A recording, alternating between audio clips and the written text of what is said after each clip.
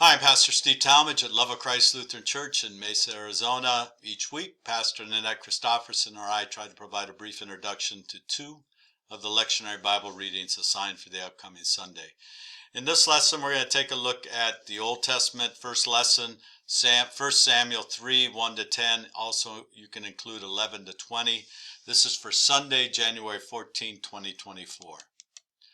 Some background on Samuel. 1st and 2nd Samuel were originally one book in the Hebrew Bible, and it provides a history of Israel from the end of the Judges period, which follows Joshua Judges, and then it lasts to the years of King David. Then you get into the Chronicles and 1st and 2nd Kings, and that's further history.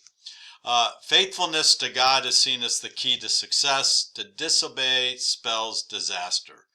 And this, we just have to go back to Genesis and watch the whole origin story of the people of Israel and the challenges and the difficulties. Moses and the Israelites in the wilderness of trusting God, believing that God is able to do what God says God will do.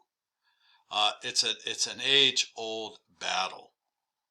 Samuel is believed to not be the author, but is the dominating figure of the early chapters of this history in Israel.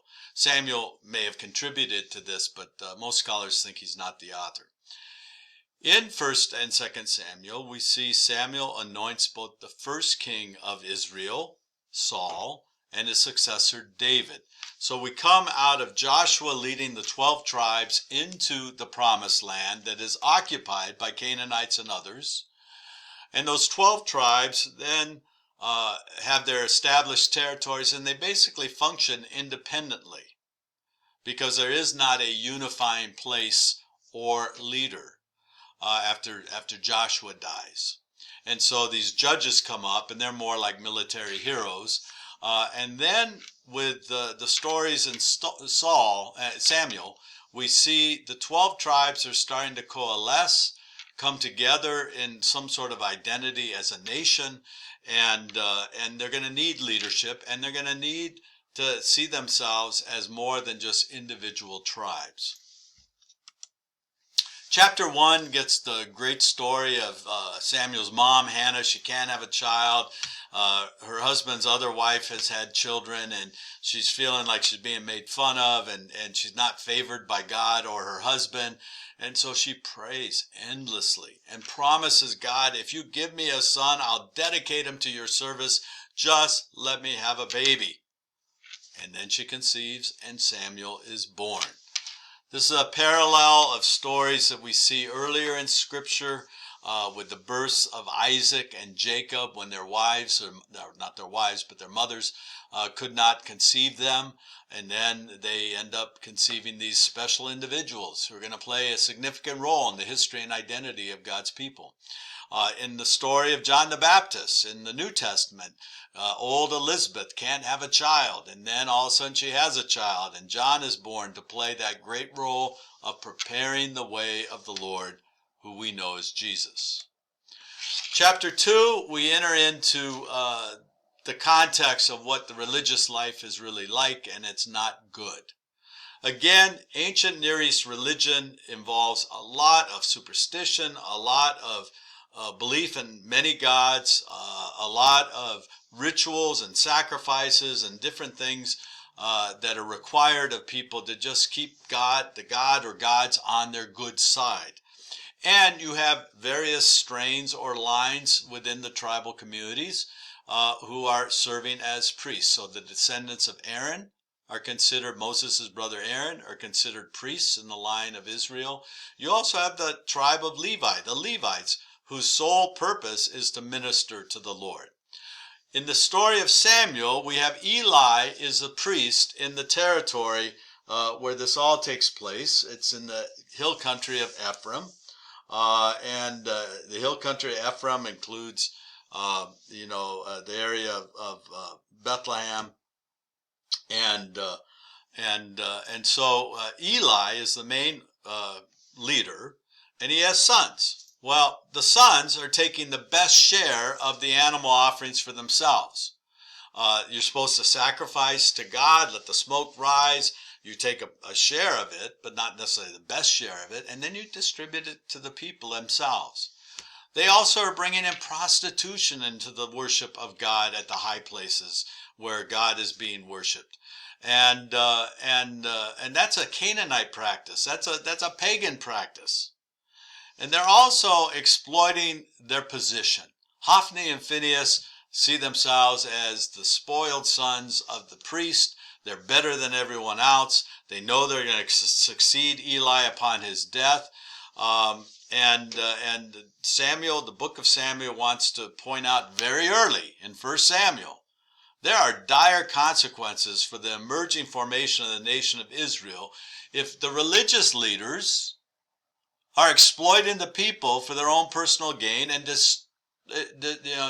destroying the legacy and the witness of the Ten Commandments and Moses and the covenants that God has already established in the past.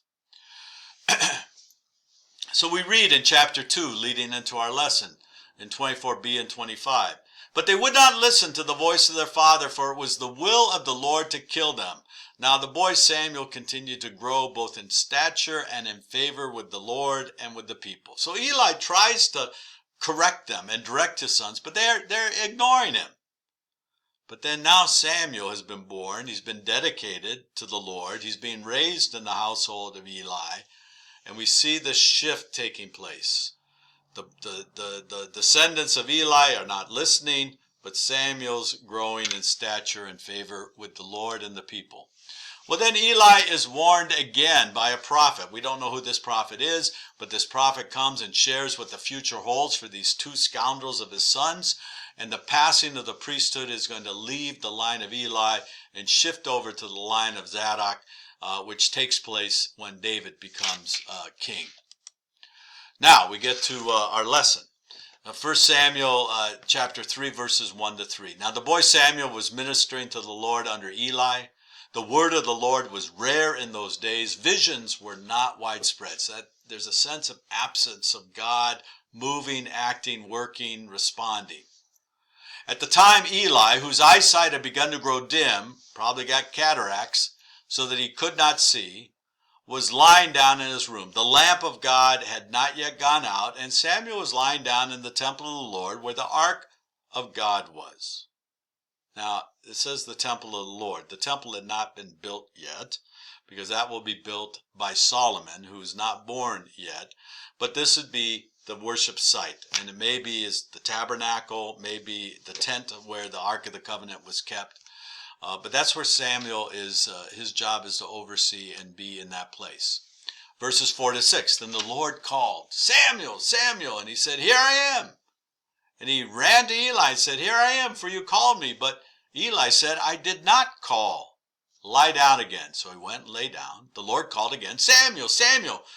Samuel got up and went to Eli and said, here I am, for you called me. But he said, I did not call, my son. Lie down again.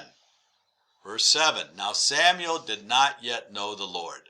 Well, we don't know necessarily what that means in the sense of this may be his first revelation, vision, hearing the voice of God. We don't know.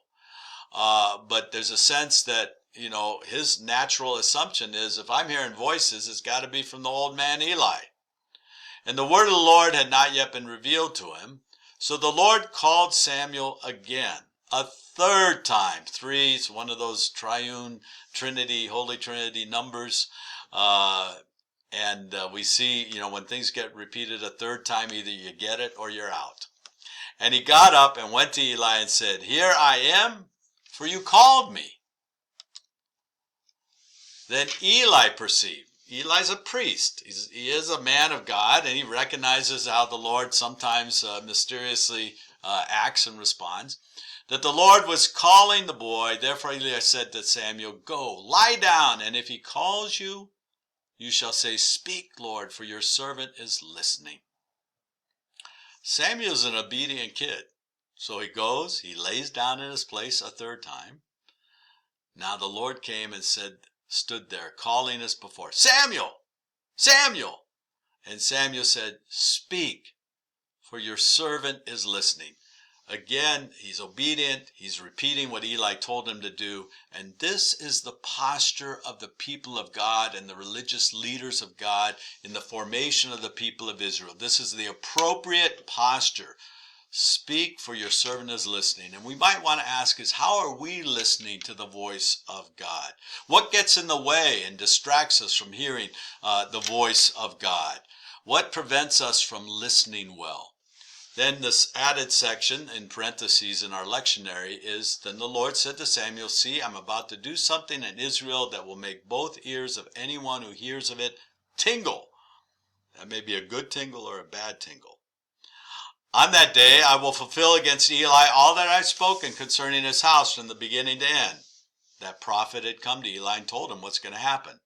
For I have told him that I am about to punish his house forever, for the iniquity that he knew, because his sons were blaspheming God, and he did not restrain them. As parents, we have a responsibility for our children, but it becomes more difficult when they're adults. But it does reinforce the importance of how we parent our children when they're children, so that they learn to respect God and their parents.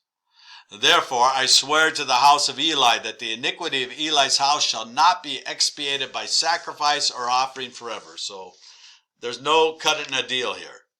God's done with the line of Eli. Samuel lay there until morning. Then he opened the doors of the house of the Lord. You have to imagine why he does not want to tell Eli. Samuel was afraid to tell the vision to Eli. This is bad news for Eli. But Eli called Samuel and said, Samuel, my son. He said, here I am. Eli said, what was it that he told you? Do not hide it from me. May God do so to you and more also if you hide anything from me of all that he told you. So now Samuel's like being cursed. If I don't tell him what God said to him, I'm going to have all this horrible stuff happen to me. So Samuel told him everything, and he hid nothing from him. Then he said, it is the Lord. Let him do what seems good to him. So Eli is repentant. He understands that he's failed God.